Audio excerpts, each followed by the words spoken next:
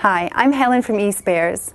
In this video, I'm going to show you how to choose the right energy-saving light bulbs for your home. Did you know that from September 2012, manufacturers will no longer be able to sell old-style incandescent light bulbs in the UK? So this is an old-style incandescent bulb, also known as a general lighting system or GLS type bulb. The reason why they're being phased out is they're incredibly inefficient. They lose about 90% of their energy as heat rather than light. So they're being replaced by energy-saving bulbs. There are a few different types: halogen, xenon and LED, but by far the most common are these. They're compact fluorescent lamps, or CFLs.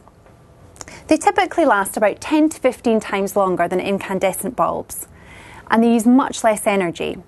An average household can save about £25 a year on their energy bills by changing their incandescent bulbs to CFLs. So choosing the right incandescent bulb was pretty easy.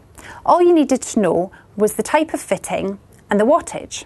Choosing the right CFL is a little bit more tricky because there's lots of new terminology.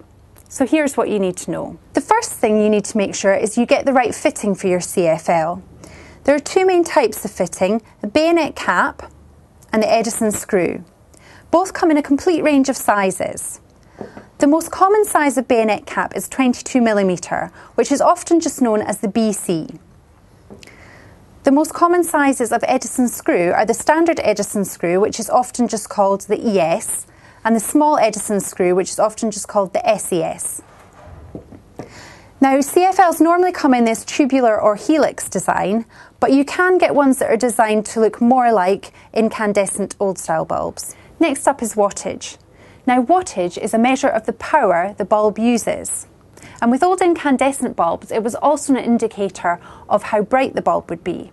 But with CFLs, this is no longer the case. It's simply a measure of how energy efficient the bulb is.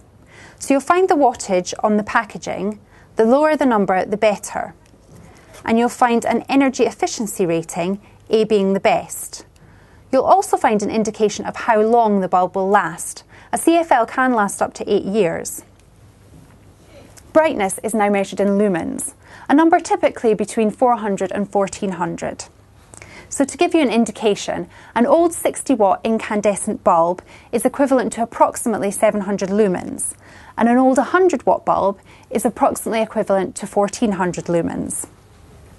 Some manufacturers will put the number of lumens on the packaging, whereas others will give you an indication of the brightness by comparing it to an equivalent incandescent light bulb. Next up is the tone of the light. Now, with old incandescent bulbs, they'd use different types of glass, such as clear or frosted or pearl, to give a different feel to the light. With CFLs, different bulbs have different colour temperatures to achieve the same effect. So colour temperature is measured in kelvins, or K, and the numbers typically go from a few thousand up to in excess of 5,000 for CFLs. Now, the higher the number, the more cold or blue the light is, and the lower the number, the more warm or orangey the light is. So this bulb has a colour temperature of 4000 K, so it's a colder light and therefore really good for workspaces. This bulb has a colour temperature of 2700 K, so it's a warmer light and is therefore really good for living spaces like bedrooms. Lastly, not all CFLs are dimmable, so if you are planning to use dimmer switches, make sure you get a dimmer compatible one. There you go, that's all you need to know about choosing the right CFL.